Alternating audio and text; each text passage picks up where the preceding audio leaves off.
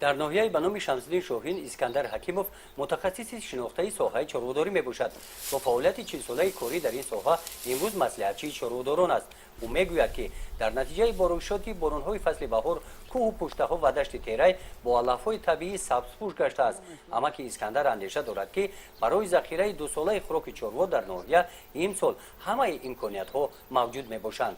ذخیره خوراک چاروا امسال یکنیم برابر سال گذشته میشود.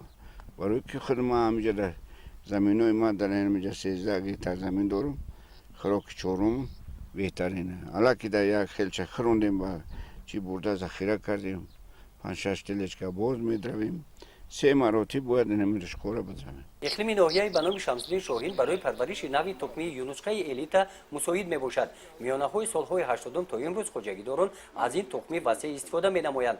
در خواجگی دهقانی به نام سیدعلی یونسخه این زمین نوی تخمی الیتا بوده در این موسم به استفاده آب مراتب سیم آن را درو نمودند. نسخه بهترین غذا است که یک از 154 واحد خوراک داره از جو در بخوته.